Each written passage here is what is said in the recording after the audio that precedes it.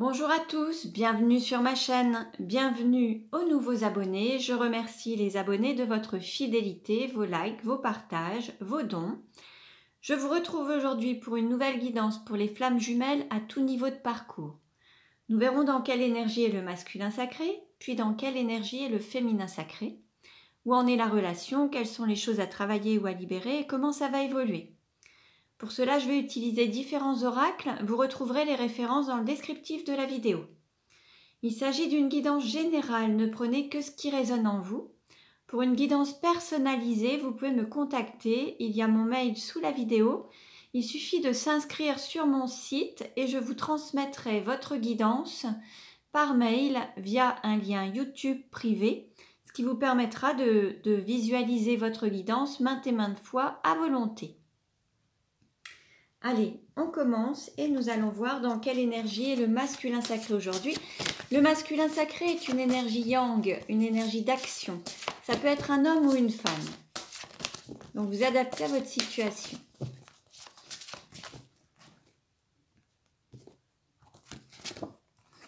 Nous avons le bâtisseur avec le chiffre 5. On a un masculin sacré qui aime les voyages, qui aiment les loisirs, les distractions, les petits week-ends, les sorties.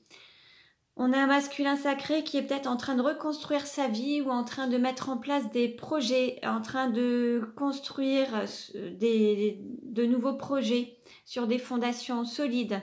On a un masculin sacré qui a peut-être détruit des choses pour tout reconstruire sur de bonnes bases.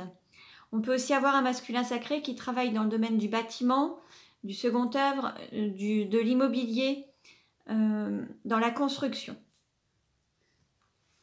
Alors, dans quelle énergie est le féminin sacré aujourd'hui? Le féminin sacré est une énergie yin, une énergie d'accueil. Ça peut être un homme ou une femme également.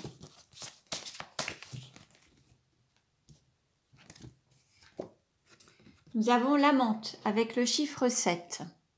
Là, on a un féminin sacré qui se reconnecte à ses désirs, ses besoins, ses envies. On peut avoir aussi un fort désir pour son autre, une attirance physique, charnelle pour son autre. On a cette énergie de Kundalini qui circule dans le corps. On a un féminin sacré qui est aussi axé sur la spiritualité, sur la mission de vie, la mission d'âme, qui est vraiment à l'écoute de son guide interne, de ses besoins, de ses ressentis. Allez, on va voir où en est la relation aujourd'hui. Quelle carte représente? Alors, on a deux cartes qui se sont retournées. On nous parle de corps physique et d'amour. Bon, bah, voyez, je vous parlais de circulation de Kundalini. Là, c'est de ressentir cet amour qui grandit et qui circule dans tout votre corps. Et c'est de le faire grandir, de l'incarner, de l'ancrer sur terre, en fait. On a vraiment cet amour qui prend de l'ampleur et qui se manifeste à la fois dans l'incarnation, dans le corps, la chair, la matière. Donc là, on est vraiment dans cette idée de concrétiser cet amour, lui donner vie sur terre, le ressentir dans le corps, le vivre pleinement dans le corps, incarner pleinement l'amour inconditionnel et lui donner un amour sur terre incarné en fait, dans la matière et le corps. On va voir où en est la relation aussi avec le tarot des flammes jumelles, où en est la relation des flammes jumelles aujourd'hui. Sur le parcours des flammes jumelles, où en est la relation, où vous en êtes sur votre parcours. Quelle est l'étape de votre parcours aujourd'hui? Oups, oh, celle-ci a sauté. Ah, on nous parle de peur. Alors là, il y a peut-être des peurs qui remontent. On peut nous parler de peur au ventre. On peut nous parler... alors, en dos de deck, on a le travail. Alors, ça peut être des peurs liées à l'activité professionnelle, ça peut être des peurs liées à la mission de vie, ça peut être des peurs de peut-être changer un mode de fonctionnement à titre professionnel. Il y a peut-être une intervention, peut-être qu'il y a l'un des deux ou les deux qui peut avoir certaines peurs qui peuvent être peut-être liées à l'aspect professionnel et qui vont jouer sur votre relation en fait, qui vont intervenir, qui vont créer peut-être une relation un peu plus tendue, puisque l'un ou l'autre sera peut-être préoccupé par ses peurs en lien avec un aspect professionnel et n'aura pas la force, la possibilité de se reconnecter pleinement à cet amour, préoccupé par ses peurs, envahi par le mental, avec beaucoup de peurs qui sont à dépasser et qui peuvent être en lien avec le domaine professionnel. Alors, on va voir maintenant, justement avec les vies antérieures, quelle est la vie antérieure en lien avec la situation actuelle du masculin sacré. Oups! Alors là, on a plusieurs cartes qui ont sauté. On a la campagne et la prison. Pour le masculin sacré, il y a un enfermement. Le masculin sacré, elle reste enfermé dans une zone de confort, se sent peut-être emprisonné dans une situation.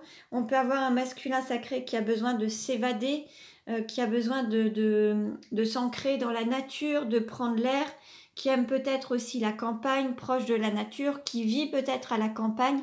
On avait un masculin sacré qui était dans le domaine de la construction, peut-être du bâtiment ou de l'immobilier, et peut-être que c'est dans un côté citadin, et peut-être qu'on a des aspirations pour le masculin sacré d'aller vivre à la campagne, ou alors on a peut-être un masculin sacré qui s'enferme à vivre dans un lieu, dans une campagne, alors qu'il est appelé à aller vivre en ville également. Voyez un petit peu ce qui résonne en vous, si ça vous parle. Hein. Quelle est la vie antérieure en lien avec la situation actuelle du féminin sacré ?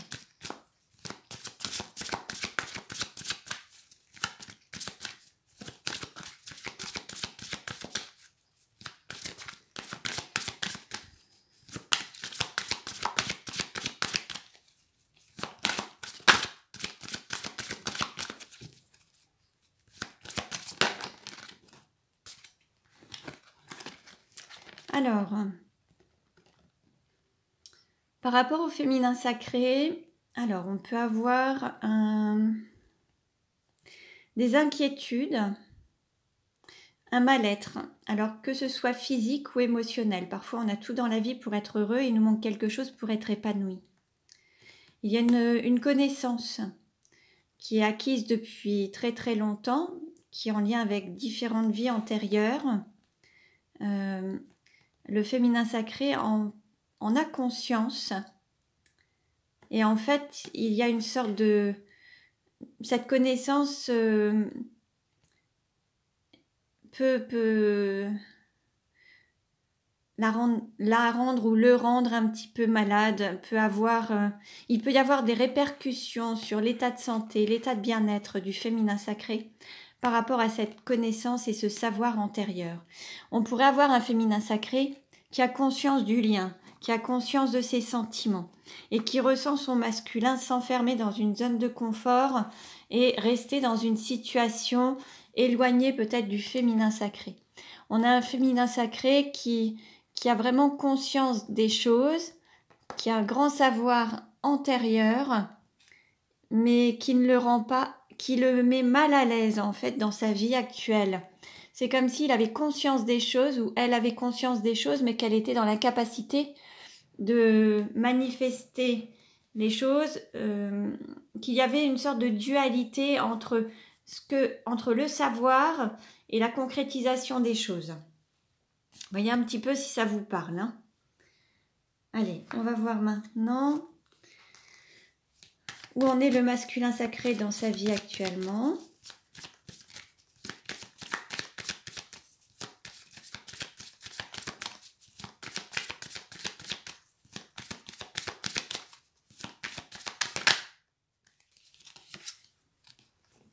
On nous parle de souffrance, d'énergie tierce, trahison ou peur d'être trompé.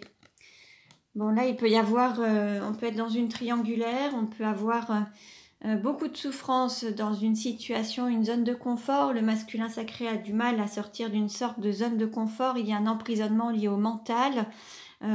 Et puis, il peut soit se trahir lui-même ou être dans une relation avec une énergie tierce, et donc il peut être dans une relation avec cette blessure de trahison, soit en trahissant, soit en étant trahi. Mais là, on va plus dire qu'il peut y avoir ce sentiment de trahir son autre, peut-être, ou de trahir l'énergie tierce, ou de se trahir lui-même du fait qu'il n'écoute pas forcément son cœur. Vous voyez un petit peu ce qui résonne en vous. Où en est le féminin sacré dans sa vie actuellement?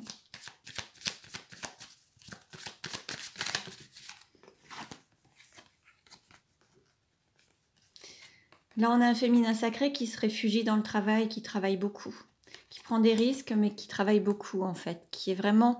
Alors, il peut y avoir les peurs, hein, comme je vous le disais tout à l'heure, au niveau professionnel.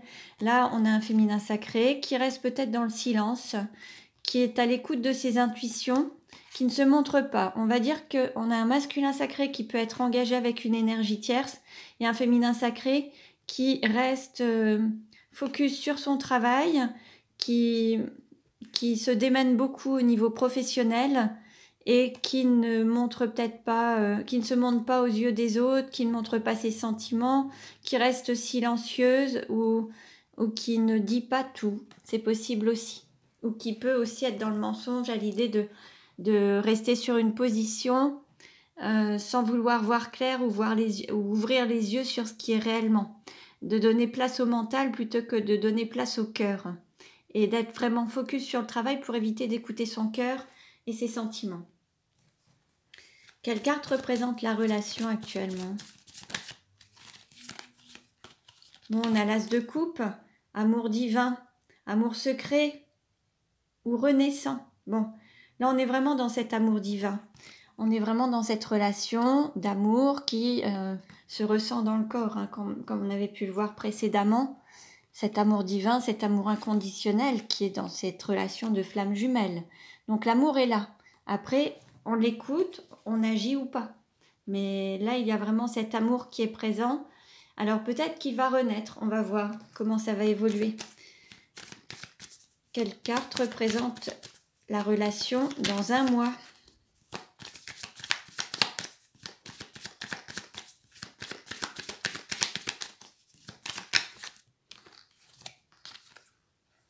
Bon, bah voyez.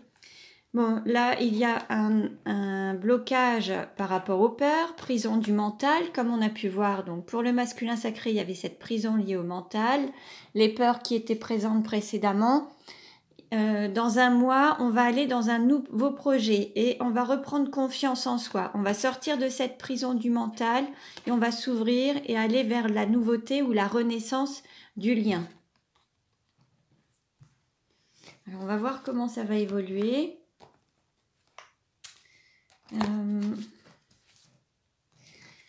Alors, où en est la relation? Comment va-t-elle évoluer?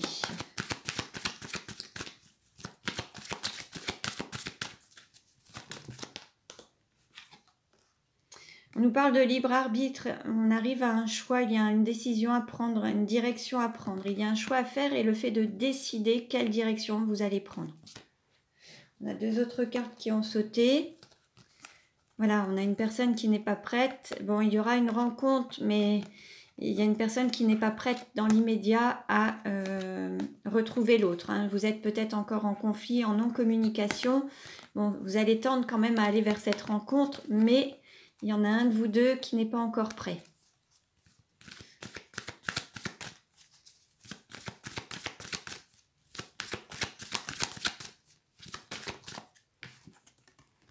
On nous parle de rencontre par synchronicité. En fait, c'est l'univers qui va s'en charger, c'est le destin qui va se charger de vous. Et ça ne viendra peut-être pas ni de l'un ni de l'autre, mais c'est l'univers qui va tout mettre en œuvre pour que vous puissiez vous retrouver ou vous rencontrer à nouveau.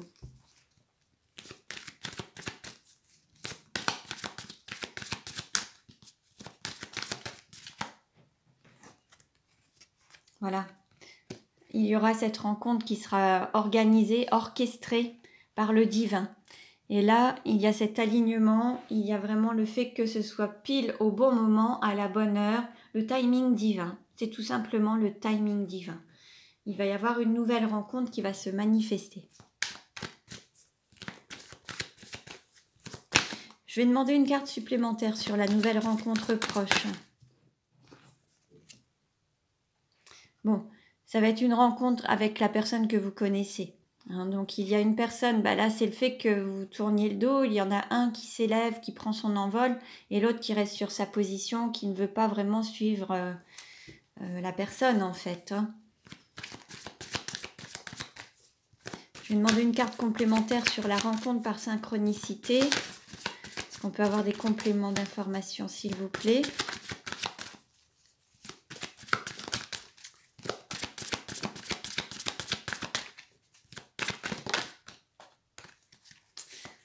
On a la carte répétition des schémas. Bon, il y a des choses qui se répètent en fait. Vous avez eu plusieurs opportunités. Il y a eu... Bon, c'est toujours des va-et-vient, un petit peu le fait de fuis-moi, je te suis, suis-moi, je te fuis. Ou alors on se voit, on s'éloigne.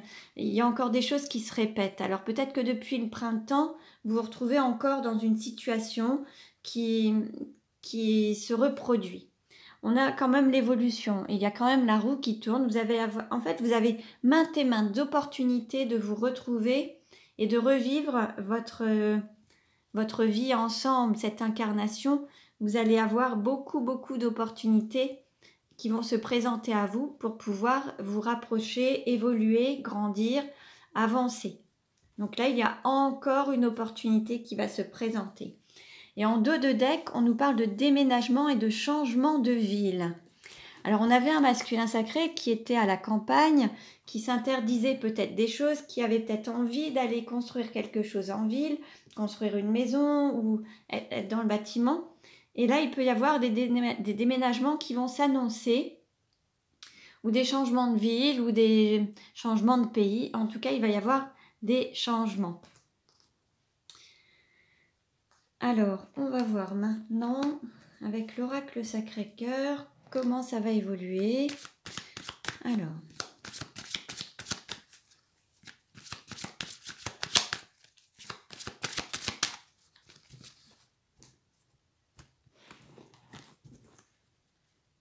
bon, on vous dit que vous êtes protégé. Voilà, on nous parle de déplacement et de voyage, le fait de prendre de la hauteur, peut-être poser un autre regard et se prendre du recul par rapport à la situation. Et puis peut-être que certains d'entre vous vont partir en voyage et c'est ce qui va leur permettre d'évoluer, de grandir et de prendre de la hauteur par rapport à la relation. En tout cas, c'est un lien divin qui est protégé et sacré. Alors...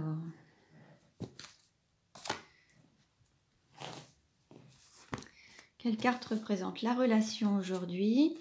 Qu'est-ce qui va aider ou contrecarrer? Quel est le conseil donné?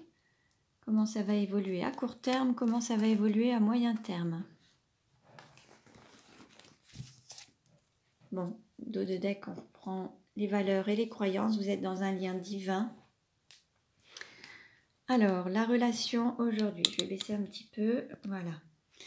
Alors aujourd'hui, qu'est-ce qu'on nous dit? On nous parle de gestation, c'est en cours, vous allez bientôt donner renaissance au lien. On l'avait vu précédemment, on nous annonçait une renaissance, quelque chose un nouveau départ, un nouveau projet. Vous voyez, on l'avait eu tout à l'heure avec le nouveau projet prochainement en fait. Hein.